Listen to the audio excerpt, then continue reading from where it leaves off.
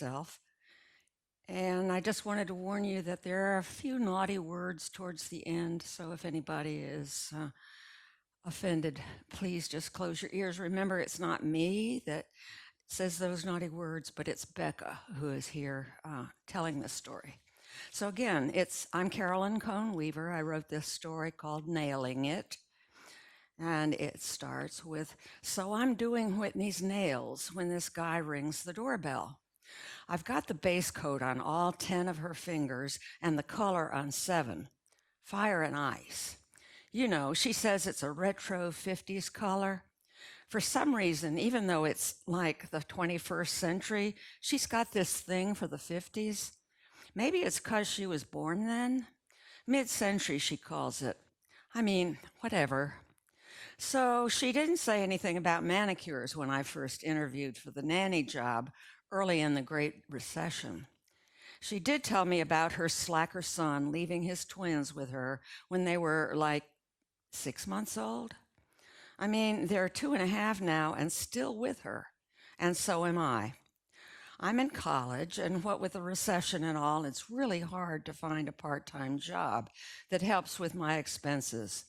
So when I saw her ad looking for a nanny, I thought I'd give it a try. But, you know, even though I never did anything like this, it's turned out to be about as good a gig as it gets. Whitney pays me to watch the kids when I'm not in classes, and I can study while they nap. Plus, free room and board. So you shouldn't be surprised that I've been here for over a year, right? So fine. Even if it's not in my nanny job description, I'm giving her a manicure when the doorbell rings. See who it is, Becca. She's plenty pissed because the bell wakes the twins. The thing about Whitney's house is you can't hide because it's all glass and really cool, you know? Mid-century, I guess. It's not like you can just sit and pretend you're not home, because you can see this guy and he can see you. So I open the door and Whitney comes up behind me. She stands there with her wrists propped on her hips, her fingers all spread out like 7 wet nails of bright red polish, is some kind of fashion statement. She's awesome, you know. So Whitney is like a fashion statement. Totally. She's created this Asheville art gallery image, and she lives it without even trying. If somebody asked me to describe her, I'd say she looks like she owns an art gallery. So today, even though she's not going to the gallery, she's wearing her Mondrian print caftan.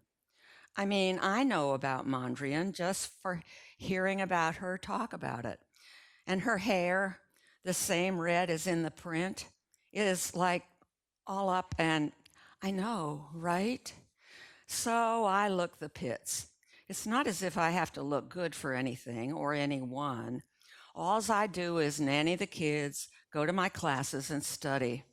No fire and ice for me.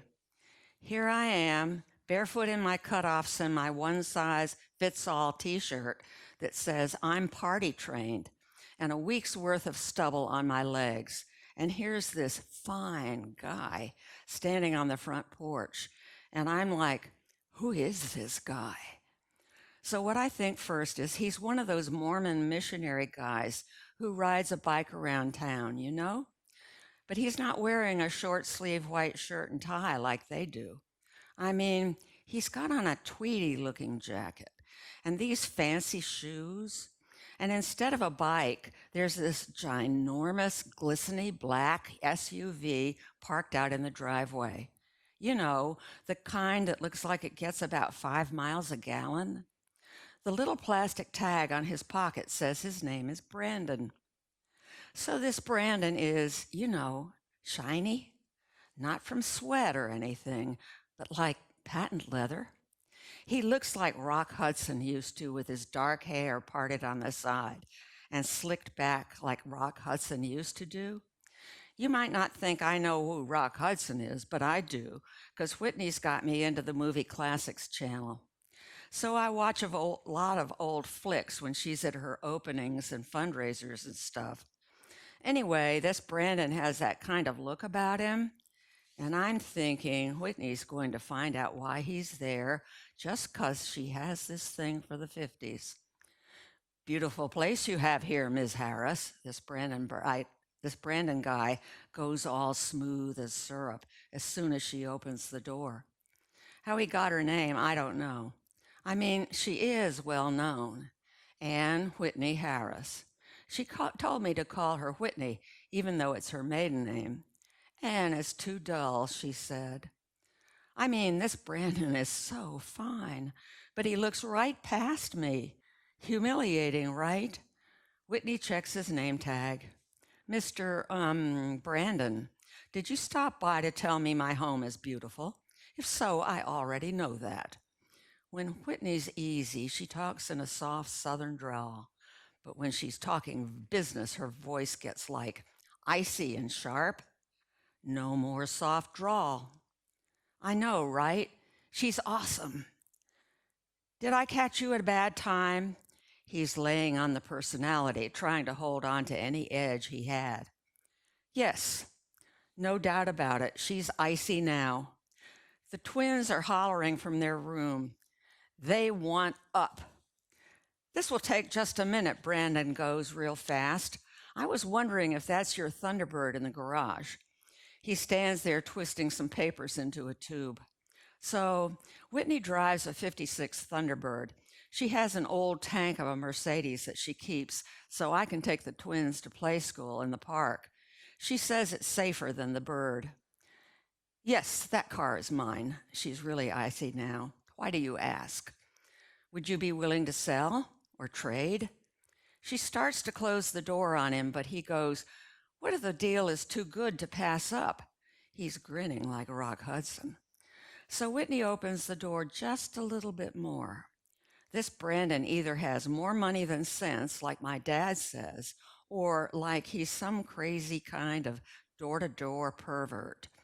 I can tell she wants to know more. I mean, she got a pretty good settlement from her ex, but the gallery doesn't bring in that much now that we're in what they call the Great Recession. And with the twins and all, things are even tighter, you know?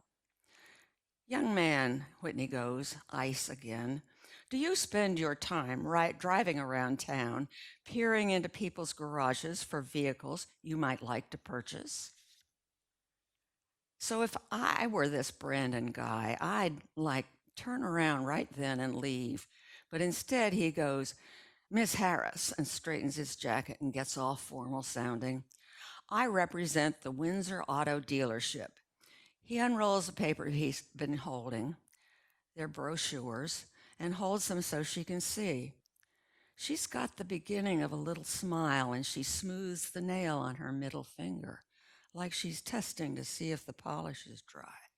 Because, you know, she used to be engaged to Richard Windsor, the big wheel at Windsor Auto. And I mean, her wheels are turning.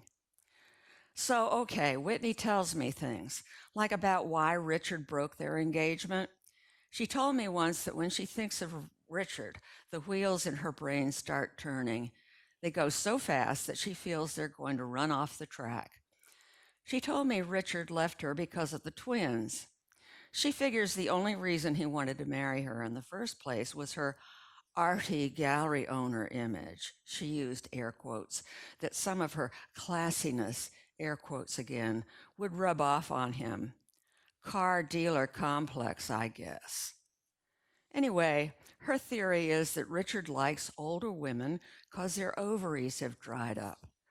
Can't stand to live with babies, you know? So he dumps her as soon as her son dumps the twins. When she tells me this stuff, she says, this is material for your book. That's her little joke. Like, I'm not writing a book, at least not yet. But she's giving me plenty of drama if I ever do. I mean, I really don't want to know all this stuff she tells me, but I don't think she has anyone else to talk to.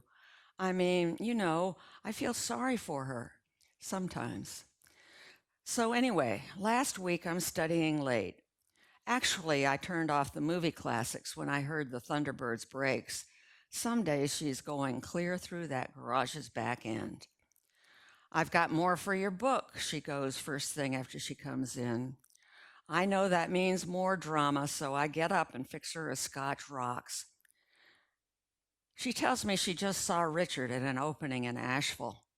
Like, I've never met Mr. Big Wheel, but from what I've heard, I'm not surprised when she says he was with some big city woman. Mink and diamonds up to here, you know? 5 years older than Whitney, minimum, and so many facelifts she looks like she's walking into a headwind. And, Whitney goes, he has the gall to introduce me as the grandmother of 2-year-old twins. And he laughs when he tells this bitch that I'll be on his used car lot soon, shopping for a minivan. Can you believe that? I mean, Whitney's convinced that a woman who drives a minivan has lost it all to mom jeans and soccer leagues and the PTA. Like, she's plenty pissed the night she's telling me all this, even if it's almost 2 years after Mr. Big Wheel walks out. When she finally gets up to go to bed, she says, it would give me such pleasure to screw that SOB just one more time, and holds up a long, fire and iced middle finger. So anyway, she's eyeing this Brandon guy when she goes, did Mr. Windsor send you over here? He's all confused now. No, ma'am. This is a new service being offered by the agency. We personally show our automobiles to people we think might have an interest. The sales personnel are free to select potential owners. So we'd read about that in Sunday's business section. They used Windsor as an example of dealers who are trying it out. They hope it'll help them boost their sales during the recession. Their people drive around and scope out the better neighborhoods and take cars to houses that might be good prospects, like selling vacuum cleaners and brushes door to door in those old movies, right? Times must really be tough if Mr. Windsor has to sell cars door to door, Whitney said when she read about this new system. What a pity. But she smiled when she said it. So anyway, this Brandon, he totally looks like Rock Hudson, goes, Ms. Harris, I've been authorized to offer a significant trade-in for the right vehicle. And we have an irresistible deal on this slightly used, low-mileage 2009 SUV. He points to the huge car in the driveway. It was a special order, he goes, but the developer who wanted it went bankrupt. He's on a roll now. Your Bird is a true classic, but I'm sure you'd like to have a vehicle that provides you more comfort, in addition to convenience and safety. I'd be happy to show you this model. And he waves his hand at the monster. I don't know, Whitney goes. She's playing cozy now, but her wheels are really turning. My Bird is a classic, but the kids are still in their room, but their whining is getting louder. So Brandon goes, a little test drive? He looks like he's got a live one. Well, just then the twins come running into the foyer. So right now, right here, the twins are not your typical TV car commercial babies. You know what I mean? Tammy is dragging her bunkie that she takes everywhere. It's all dirty and smelly and ragged. And Timmy has taken off his diaper and has just his undershirt on. Wee wee, Tammy says, pointing at Timmy's bare butt. She's the verbal one. They both have Whitney's red hair. That's how I know hers is real. And right now they look like clowns with their faces all covered with grape Kool-Aid and chewed fig Newtons. Whitney believes in nutrition, but only when it's convenient. She says if the kids want something and it keeps them quiet, let them have it. Tammy and Timmy wrap all 4 arms and legs around my legs and whine. They're expert whiners, but they know better than to attach themselves to Whitney, you know? A friend asked her once what she wanted her grandbabies to call her. Mrs. Harris, she snapped, and she was perfectly serious. So Brandon is seeing all this, and he steps back to the edge of the porch and crosses his arms. Now, I know body language. We studied it in psych, And I know as soon as the twins show up, he starts to change his mind about showing that SUV. If you could give Becca a minute to dress the children, we'd all be delighted to go for that test drive, Whitney goes in her southern drawl. How about a little trip up to the parkway? So the Blue Ridge Parkway is like one of her favorite spots in the whole world. Brandon backs down the steps. Whitney shoos me off, and I load a kid under each arm and run to the room. I'd love to hear how she convinces Brandon that the twins need to test drive his SUV. Like, I can't remember a time since they started walking that she took them in her car. I mean, she always leaves that to me, you know? Car, car, the twins squeal when they get to the driveway. They tippy-toe from foot to foot and point to the biggest, blackest car they've ever seen and rub their fat little fig Newton-y hands up and down the silvery grill. I see Brandon flinch, but he holds the driver's door open for Whitney. Jesus, she goes, you need a friggin' stepladder to get into this thing. Brandon helps her in, all gentlemanlike, and walks around to get in the passenger side. No, no, she goes. Becca will ride up front with me. You sit in back and watch the children. Since you don't have kiddie car seats, she adds. Icy, you know. Brandon is still shiny, but not like patent leather anymore. So I buckle the kids in and give them each a sippy cup and more fig Newtons and get in front with Whitney. Brandon gives her the keys and leans in the driver's door to show her the different buttons that adjust all sorts of stuff all over the car. The seats, the steering wheel, the mirrors, the sunroof, even a voice command phone. And of course you have the supplemental inflatable restraints, he goes. The what? Airbags, for your safety and peace of mind. Whitney starts the car. Brandon plugs in his iPod and tunes in Paul McCartney's Band on the Run. One last thing, Ms. Harris, Brandon goes, reaching across her. This will lock the back doors and windows so the children can't open them. The kids have already discovered their own back seat buttons, and things are popping open and closed and buzzing up and down. So they whine when they discover their magical life-size busy box won't work anymore. But Brandon's in the back seat now with the kids, so I leave the babysitting to him. I mean, he's frantically prying sticky fingers off buttons and leather and wood trim. So Whitney's punching buttons on the dash like she's playing an organ. I don't know what's what. Everything's so different from my old bird. She points to a button. What's this one? It's the cruise control, Brandon goes, all snippy, like anyone who drives a 56 Thunderbird should know this. You just push it when you want to maintain a desired speed. The things they think of, Whitney goes. The little thermometer on the dash shows it's 78 degrees, and the compass shows we're headed northwest, and we're driving toward the parkway.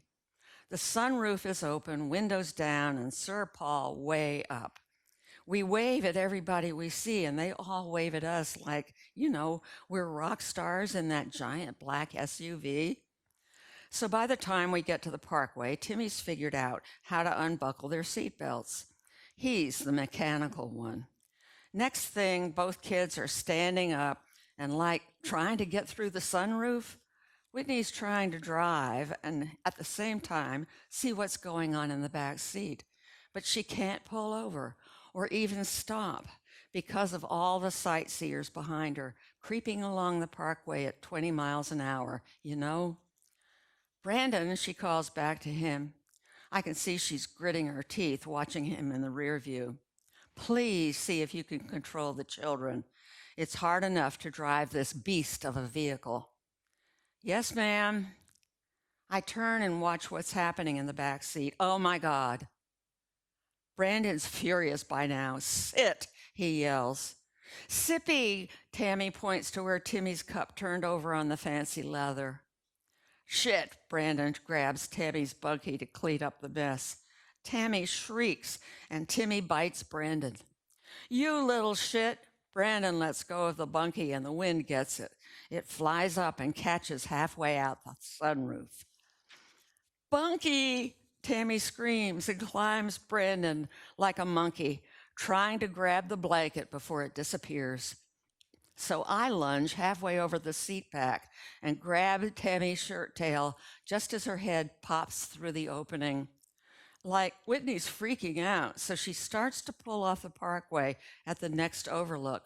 She hits a button to turn off the music and turns to see what's going on. But when she takes her foot off the gas, the car keeps cruising up and over the curb and into a parkway sign. So the button she thought was the radio volume is actually the cruise control. Anyway, that big silvery grill crunches against a post and the whole sign collapses down on top of us. So Brandon and the twins are piled on the back floor. Whitney is squashed by her airbags. Mine have pushed up under my butt, and I'm kind of like stuck, hanging halfway over the seat. Timmy and Tammy are screaming their heads off, and so am I. Shit, shit, shit, shit, shit, Brandon goes as he untangles from babies and Bunky. You! Watch your mouth, Whitney goes. It's like the first time I ever heard her raise her voice. The airbags are all soft now and sag across her like giant popped bubble gums. McCartney's jet is pumping out at full blast. I can see out the rear window that people are coming up, and a park ranger is running our way. Are the children all right? Whitney goes. Yes, I go, and my voice is shaking. They're just scared. Let me have them. Brandon passes the kids to her, first Tammy, then Timmy. Her hands are like shaking. She cuddles them both, and I'm amazed because, I didn't think she knew how. It's okay, babies, she goes. It's okay. Your granny loves you. She kisses their faces. I get in on the hugs, and now all four of us are sticky from fig Newtons and tears. Let me out. Brandon yanks on the locked door. He doesn't look much like Rock Hudson anymore. Whitney loads the crying twins onto my lap and tries to find the unlock button. Let me out, Brandon goes, louder this time. Oh, shut up, you, and sit, Whitney goes, and he droops like the empty airbags. So when the ranger is at the rear window, knocking on it with his walkie-talkie, is everyone all right, he goes. I've got an ambulance and a wrecker on the way. They'll be here as soon as they can. It seems like we're stuck here for a while, Whitney goes. She taps the steering wheel. It's almost like she's humming, and I can tell her wheels are like turning again. Is this thing hooked up? She goes and points to the voice-activated phone. Yes, ma'am, Brandon goes and tells her how to work it, his voice all shaky like. So Whitney says a phone number, very slow. The idiotic receptionist's voice chirps out of the speakers real loud all over the car. It's a lovely morning in May at Windsor Auto. How may I direct your call? Richard Windsor, please. May I tell him who is calling? This is Ms. Ann Whitney Harris. Tell him it's urgent. Whitney! He sounds like a TV anchorman. Pretty much what I expected, actually, from all I'd heard about Mr. Big Wheel. Great to hear from you. His voice booms out over us. What's the prob? Darling Richard. She talks like she must have when they were engaged, in that soft drawl. She looks up at the face of the toppled over sign that covers the sunroof. Listen to what I have to say till I'm finished. What's up? Just listen. And now it's Whitney at, like, her iciest, like fire and ice. I'm sitting here in one of your monster SUVs, she goes, under a collapsed sign on the Blue Ridge Parkway. I figure this little mishap is due to your salesman's negligence. Brandon groans in the back seat. Richard groans over the phone. He failed to demonstrate the cruise control thingy before clearing me for the test drive. Also, due to his negligence in not providing proper restraints, he allowed a disturbance to continue within the car, forcing me to divert my attention. This resulted in the unfortunate incident, endangering the lives of my grandchildren. She gives me a look like, "How am I doing?" I give her a thumbs up. "Now, I probably have grounds for a lawsuit," she tells Richard, "but I'm sure you don't want me to take Windsor Auto to court. So I think we can work this out right here. I'll settle for that minivan you mentioned recently. I don't care what kind it is, just so long as I'm comfortable driving it. And this is important. It must have built-in child seats." Whitney holds up her middle finger and looks at the broken nail, and then puts it in her mouth and sucks. "Oh," she goes in this by-the-way kind of voice, "and I want it red, Richard. Fire and ice red." The end.